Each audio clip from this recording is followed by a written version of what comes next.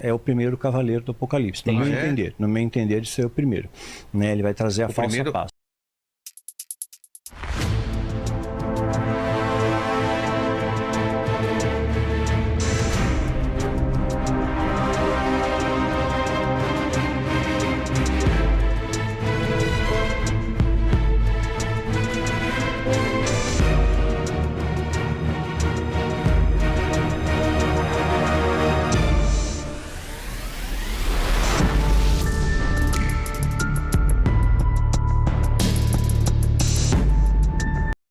Sejam bem-vindos ao canal Pregação do Evangelho. Antes de irmos para esse vídeo, eu quero te pedir para que você compartilhe com o máximo de pessoas. Se está chegando aqui pela primeira vez, inscreva-se no canal e ative o sino das notificações. Tem algo estranho acontecendo ao mundo todo. Agora, ameaças de uma terceira guerra mundial mais eminente do que antes. Se você viu os dois vídeos que eu postei anteriormente aqui neste canal, você vai perceber que ali é mencionado sobre o Cavaleiro Branco do Apocalipse, que ele estaria surgindo ao mundo. E agora nós vemos notícias se espalhando a respeito da possível terceira guerra mundial que pode abalar ao mundo. Fique comigo até o final desse vídeo e compartilha com o máximo de pessoas. Seria o sinal eminente da volta de Jesus nesse tempo? Pois bem, a Bíblia nos alerta a respeito da volta do Senhor Jesus Cristo. Rumores de guerra, sinais de guerra e tudo isso tem acontecido. O que nem todo mundo esperava é que fosse acontecer ainda no ano de 2024. Preste atenção nessas falas. In the updated version of the document, aggression against Russia by any non-nuclear state. Na versão atualizada do documento, a agressão contra a Rússia por qualquer estado não nuclear, mas com o apoio de um estado nuclear, é proposta para ser considerada como um ataque conjunto deles à Rússia. A Rússia pode usar armas nucleares ao receber informações confiáveis sobre um lançamento maciço de meios de ataque aeroespacial. A Rússia se reserva o direito de usar armas nucleares em caso de agressão, incluindo se o inimigo, usando armas convencionais, representar uma ameaça crítica. Então, o Trump, no processo de corrida das eleições dos Estados Unidos, ainda na pré-campanha, ele chegou a mencionar sobre a iminência da possível terceira guerra mundial que estaria prestes a acontecer. Never been closer to World War III than we are today under Joe Biden. Nunca estivemos tão perto de uma terceira guerra mundial como estamos hoje sob Joe Biden. Um conflito global entre potências armadas com armas nucleares causaria morte e destruição escala sem igual na história humana. Seria o Armagedon nuclear. Росія вже майже 1000 днів робить одне те й саме. І від цього треба захищатись, треба бути сильними. A Rússia já faz quase 1000 dias a mesma coisa. E a partir disso, precisamos nos defender, precisamos ser fortes. É hora de investir, não em conversar com alguém em Moscovo, mas em realmente forçar a Rússia a acabar com a guerra. É importante notar neste ponto que estas são, neste momento, propostas para emendar a doutrina de uso de armas nucleares da Rússia. Ouvimos de Vladimir Putin múltiplos cenários nos quais as regras e regulamentos que governam como a Rússia pode usar suas armas nucleares mudarão. O primeiro cenário é se uma potência não nuclear atacar a Rússia com armas convencionais, mas representar uma grave ou crítica ameaça à soberania da Rússia. A liderança russa poderá usar armas nucleares para neutralizar essa ameaça. O segundo cenário, e como as coisas mudarão, é se essa potência não nuclear que está atacando a Rússia for ajudada, suprida, incentivada por uma potência nuclear. Então essa potência nuclear será considerada considerada uma parte deste conflito, um ataque conjunto à Rússia, o que significará que a Rússia poderá usar armas nucleares, tanto contra a potência não nuclear, quanto contra a potência nuclear, que ela considerará atacá-la. Anteriormente, Vladimir Putin havia afirmado que se mísseis ocidentais avançados com grande alcance forem fornecidos à Ucrânia e usados contra a Rússia para ataques profundos no território russo, então esses países, os Estados Unidos talvez, ou a Grã-Bretanha, ou a França, que fornecem à Ucrânia mísseis de longo alcance, serão cúmplices em um ataque à Rússia. A Rússia desconsiderou seus argumentos, eles simplesmente entregam essas armas, a Rússia afirma ter evidência. Então, o mundo vive agora essa grande tensão dessa possível terceira guerra mundial. Vamos ver aqui um vídeo, pastor Lamartine Pozzella, no podcast do Vilela, Inteligência Limitada. Ele menciona um pouco a respeito dessa terceira guerra mundial, Rússia, Israel, Estados Unidos. Preste atenção. Mas eu vou voltar e eu vou buscar vocês para estarem comigo. Ele está falando do arrebatamento.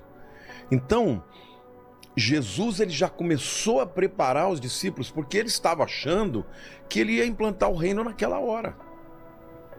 Né? No sermão de Mateus 24, eles estão primeiro lá na região do templo, né? E os discípulos olhando aquela coisa maravilhosa, e eles falaram, nossa Jesus, que construção maravilhosa, né? E Jesus falou, pois é, não vai ficar pedra sobre pedra que não seja derrubada. Ele está profetizando o que aconteceria mais ou menos uns 37 anos depois. Porque em 70 depois de Cristo vieram os romanos e destruíram o templo. Só que aí eles falam, mas como assim? Quais são os sinais que hão de ser da tua vinda? Porque ele já está ali falando para eles que ele vai embora. Aí ele começa a dar os sinais. E na hora que ele começa a dar os sinais, ele fala de sinais da natureza, ele fala de sinais geopolíticos, de guerra contra guerra, ele fala de apostasia, de engano. Cuidado, vede que ninguém vos engane, porque virão muitos em meu nome dizendo eu sou o Cristo. Entendeu? Ele começa a dar os sinais. E Vilela, hoje nós estamos vivendo numa época em que tudo está acontecendo. E detalhe, sempre houve esses sinais. Algumas vezes tinham mais uns do que outros. Agora está tudo acontecendo junto. Então, assim, as profecias começaram a dar sinal. Sem contar as outras do ponto de vista geopolítico. Por exemplo, a guerra... Por exemplo... Desde que começamos nosso trabalho em 2000... O livro de Ezequiel é lindo, né? No capítulo 36, Deus fala que vai trazer o povo de Israel de todas as nações da terra, de volta para sua terra. Detalhe, ele não pode estar falando do exílio babilônico, que aconteceu aí no 6º século antes de Cristo. Por quê?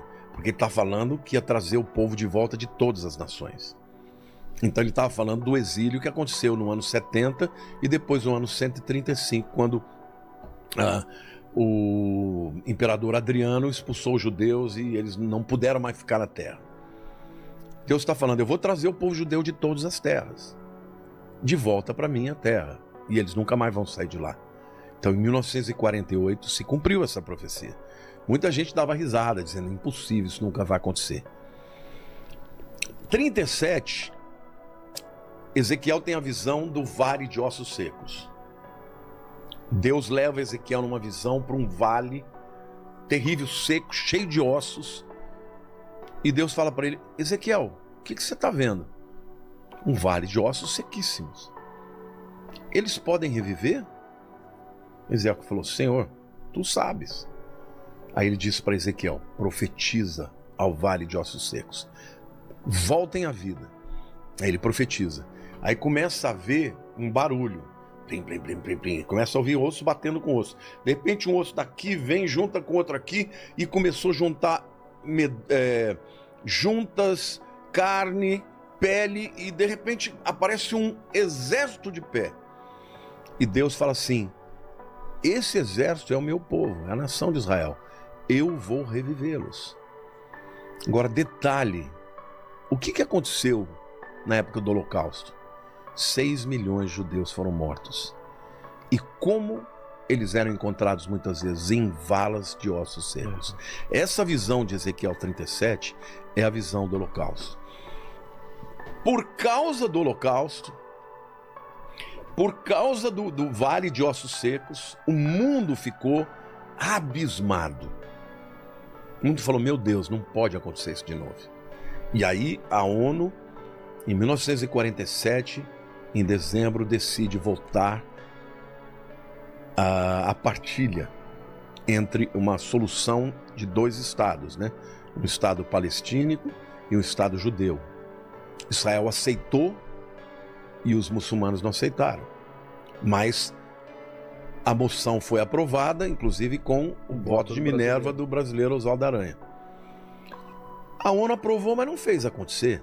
No dia 14 de maio de 1948, Davi Ben-Gurion junta uma série de pessoas, umas 300 pessoas ali na casa dele, e ele faz uma transmissão de rádio dizendo, hoje nasce Israel moderno. Como diz as escrituras, Isaías, pode uma nação nascer num dia? E Deus fala, pode. Assim será com Sião. E assim foi que aconteceu. No dia seguinte, estourou a Guerra da Independência. Uma guerra em que os judeus tinham minoria, não tinham armas, não tinham pessoas preparadas para lutar e venceram a guerra. Em 1 ano e meio aproximadamente, eles conquistaram mais território do que eles tinham na partilha. Só que aquilo que você conquista por guerra é teu. Então Deus permitiu aquilo porque ele estava devolvendo de volta aquela terra para o povo dele. Ele prometeu em 36 que ele ia trazê-los, trouxe. No 37 ele mostra como ele ia trazê-lo, depois de um holocausto, vales de ossos secos. Quando o mundo fala, não, esse povo não pode mais nada. E Deus fala, esse é o meu povo e eu vou revivê-los. Cara, você foi para Israel. É extraordinário, é uma nação inigualável.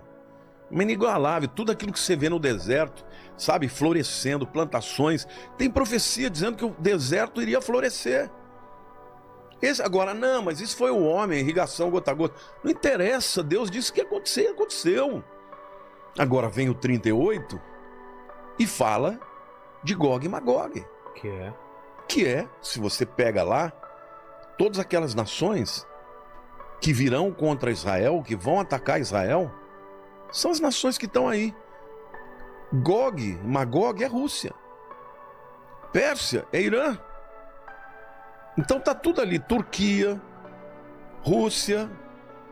A China também ou não? China não está lá, embora alguns afirmem que Magog também é China. Império do Leste, alguma coisa assim, não tem alguma coisa? Isso é no Apocalipse, é outra coisa. Tá. Mas essa guerra de Gog e Magog é uma coisa tão extraordinária, porque se pegar o Flávio Joséfo, ele fala que os Magogians são os sítios. Quem são os sítios? Ou citas, como está na Bíblia? É o povo das estepes, é a Rússia. Então, quando você pega... Eu tenho um vídeo no YouTube, se alguém quiser, tiver interesse de ver quem é, porque lá eu falo cada um daqueles nomes diferentes, eu mostro historicamente quem é. Entendi. Entendeu? Todas as nações que estão lá e que a Bíblia diz que vão invadir Israel são aliadas hoje. E contra Israel. Agora, detalhe, Vilela. Detalhe. No tempo em que Ezequiel escreveu, quem foi o povo que permitiu que Israel voltasse da Babilônia? Foram os persas. Ciro, o grande Ciro, imperador persa, foi ele que destruiu a Babilônia e foi ele que permitiu que o povo judeu voltasse. Então ele é um grande aliado. Só que esse Ezequiel, quando ele profetiza para o que vai acontecer no futuro, ele diz que os persas serão inimigos. E quem é o maior inimigo hoje do Irã? Desculpe, de Israel. Irã. É o Irã, não tem outro inimigo. Agora, alguém vai dizer, não, mas hoje o Putin está fazendo acordo com Israel. Agora, tem até um amigo que é judeu, né, que um colega, nem o conheço pessoalmente, mas é uma pessoa que me segue, diz que gosta muito de mim. Um dia ele me questionou. Ele falou, escuta, mas o Putin está fazendo acordo com Israel, tá tendo uma boa relação. Eu falei, meu amigo, eu não estou dizendo que é o Putin, eu sei quando vai ser. Eu só estou dizendo que em algum momento, você pode ter certeza que a Rússia vai se voltar contra Israel e vai invadir, juntamente com todas essas nações. Aí eu até falei, assista o meu vídeo que você vai ver. Aí ele, não sei se assistiu, mas ele falou que iria ver. Então, assim, o que eu vejo do ponto de vista futurístico para Israel, eu vejo um momento em que Israel está se tornando cada vez mais, eu não diria indefeso, porque Israel é muito poderoso, né? Israel tem tecnologia, eu acredito que tem bomba atômica, eles não dizem que tem, mas todo mundo sabe que tem, né? Mas eu acredito que esse apoio econômico, esse apoio incondicional que os americanos dão para Israel, um dia vai fraquejar. Porque quem vai dar a vitória para Israel, segundo Ezequiel 38, é o próprio Deus.